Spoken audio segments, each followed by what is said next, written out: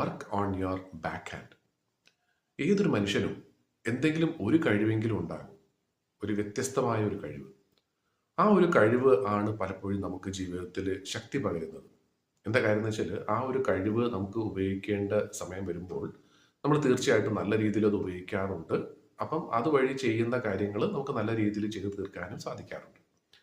പക്ഷേ പലപ്പോഴും നമ്മൾ വിട്ടുപോകുന്ന ഒരു കാര്യം എന്ന് വെച്ചാൽ, നമ്മുടെ വീക്ക്നെസ് എന്താണെന്നുള്ളത് നമ്മൾ ശ്രദ്ധിക്കാറുമില്ല. അത് മെച്ചപ്പെടുത്താൻ നമ്മൾ ശ്രമിക്കാറുമില്ല. പക്ഷേ പലപ്പോഴും ഈ സ്പോർട്സിലൊക്കെ പല കളികളിലും എപ്പോഴും പറയുന്ന ഒരു കാര്യം എന്ന് വെച്ചാൽ, നമ്മുടെ എന്താണ് നമ്മുടെ കഴിവെന്നുള്ളത് നമ്മുടെ എതിരാളിക്ക് ഒരു പക്ഷേ അറിയാമായിരിക്കും.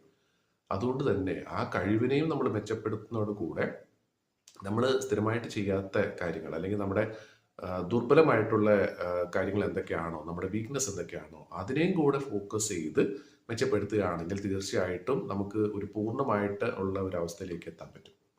അപ്പോൾ തീർച്ചയായിട്ടും നമ്മൾ ചെയ്യേണ്ട ഒരു കാര്യം എന്ന് വെച്ചാൽ, ജീവിതത്തിലാണെങ്കിലും ബിസിനസ്സിലാണെങ്കിലും എന്തിലാണെങ്കിലും നമ്മുടെ വീക്ക്നെസ് എന്താണോ അതിനെ കണ്ടുപിടിച്ച് അതിനെ മെച്ചപ്പെടുത്താനായിട്ട് പരമാവധി ശ്രമിക്കുക.